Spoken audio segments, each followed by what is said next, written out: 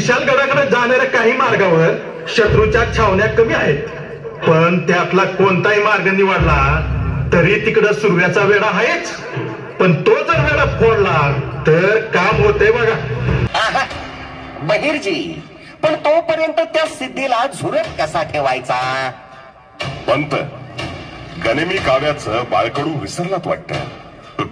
सिद्धीकडे तहाची बोलणी करत सिद्धीला गुंतवून ठेवायचं, त्याला गाफील ठेवायचं आणि मोका मिळताच विशाळगड गाठायचा.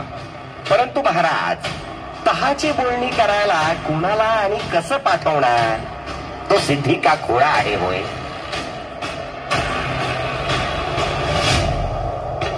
अहो मी आज जातो की. असं बी मला राज असताना शिवाजी राजच म्हणतात तू महाराजांसारखा दिसतो, फक्त कपड चढवायची खोटी. आज संधी मिळतीया, नाही म्हणू ना असा.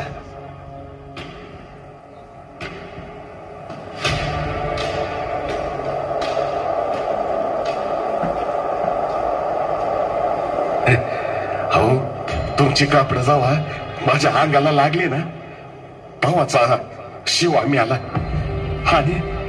आणि राहिला तो फक्त तुमचा आत्मा राज, फक्त तुमचा आत्मा.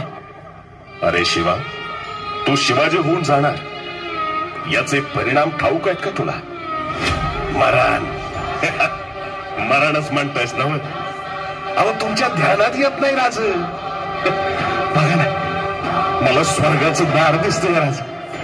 अहो मरण तर कवा बी आहेच ना, आज ना उद्या जीव तो जाणारच. पण शिवाचा शेत म्हणून मरण्यापेक्षा शिवाजी महाराज म्हणून मरणं कोणाच्या बी नशिबी असतंय वय राज. मुजरा राज येतो.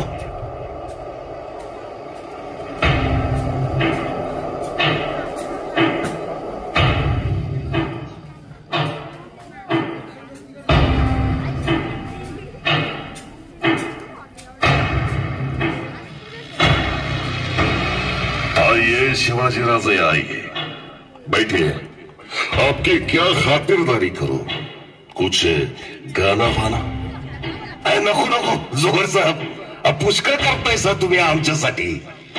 पण हे कसं शक्य आहे? आता हे म्हणते ते पन्हाळ्याबरोबर प्रतापगडाचा बी कब्जा द्यायला पाहिजे. राजाजी, आमची बात माना. तुमची गडावरची हालत आम्हाला माहिती आहे. 4-8 दिवसात गढ़ के ऊपर के लोग भूखे मर जाएंगे. बोलो, आखिरी बार, नहीं तो आप खुशी से वापस जा सकते हो शिवाजी राजे. हुजूर, शिवा भाग गया हुजूर. चुप बैठो. ये क्या बक रहे हो? ये कौन सामने तुम्हारा बाप बैठा है क्या? साहब, जगह हो गया साहब. ये शिवाजी है ही नहीं. शिवाजी तो भाग गया. हमने उसे करीब से देखा है. अब्बा जान के कत्ल के वक्त हमने उसको देखा है. उसका चेहरा मैं जिंदगी भर भूल नहीं सकता. चलो, मार डालो इसे. राजा, शेवटचा मुजरा राजा, शेवटचा मुजरा.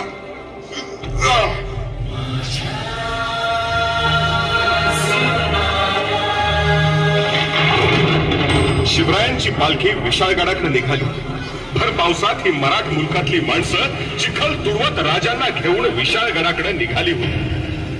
भयानक पाऊस आणि मागून दिन दिन म्हणणारा गणित जवळ येत होता. अखेर एका ठिकाणी शिवरायांनी पालखी थांबवली. थांबाबाजी, सारे रात्र चढून चढून ऊर फाटलेत आमच्या भावळ्यांचे. आपण येथेच सामने होऊ.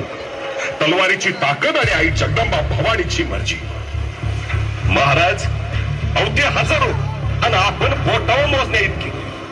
मिरची सारखी चटणी होईल मावळ्यांची घटका भरा. आपण पुढे हो महाराज. आपण सुखरूप घरावर पोहोचेपर्यंत आम्ही या घोडखिंडीतच गनिम डांबतो. राज ऐका आमचं. नोकरांनी ही धन्याला दटवायच्या वेळा असतात. चला रा खिंडीकडे.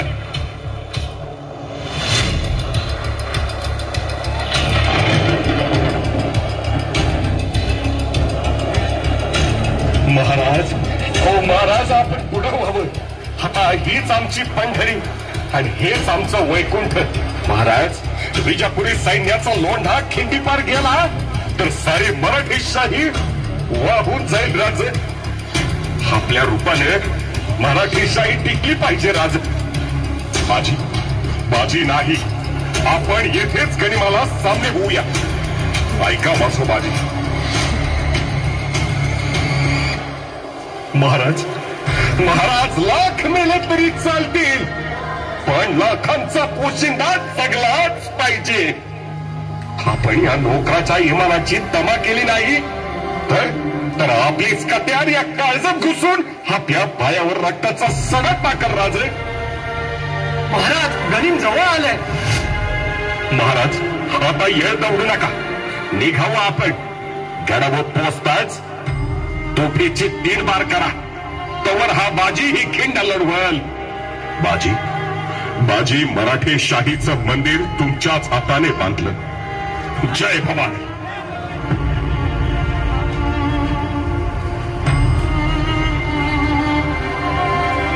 मावळ्यांनो, आज जर आपण स्वराज्यासाठी लढलो तर या घोडखिंडीच्या दगडावर आपली नावं कायमची कोरली जातील.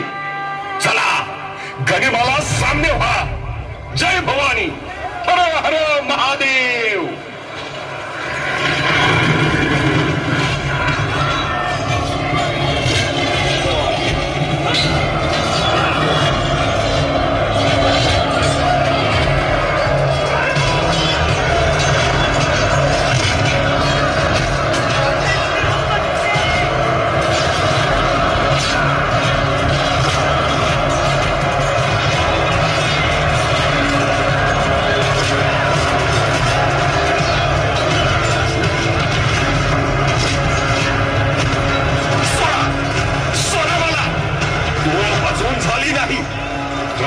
अजून गडावर पोहोचलं नाही.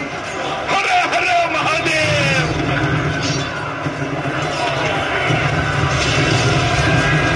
अर्धपोटी उपाशी शरीरानं रात्रभर लढणारे थकून गेलेले मावळे जीवाच्या अंतःकरणानं अजूनही लढत होते.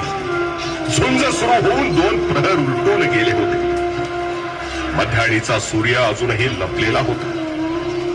सूर्य मावळतीला पोहोचला, पण जणू सरत्या प्रहारातील मराठ्यांच्या पराक्रमाला पाहिला तोही स्तब्ध झाला. झुंज सुरू होऊन आता तब्बल 9 घटिका उलटत आल्या होत्या, तरीही मावळ्यांचा तुझभरही पराक्रम कमी होत नव्हता. काय असेल ते निष्ठा. स्वराज्याप्रती, महाराजांप्रती मरणाची पर्वा ना कसली चिंता. धन्य ते मावळे, धन्य ते स्वराज्य, धन्य ती भूमि. हर हर महादेव. बंदूक वाले को आगे बुलाओ, ऊपर जाकर गोली चलाओ. हुजूर, लेकिन इसमें बाजी कौन है? जो सबसे ज्यादा खून से लथपथ होगा वो है बाजी. ये शिवाजी कहां से लाता है इतने ईमानदार लोग? आदमी नहीं, शैतान है. इसने हमारी आधी फौज मार दी. चलाओ गोली.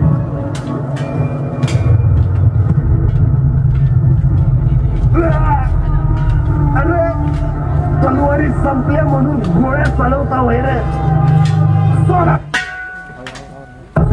तोफेचा बार झाला नाही, महाराज घरावर पोचले नाही. हर हर महादेव.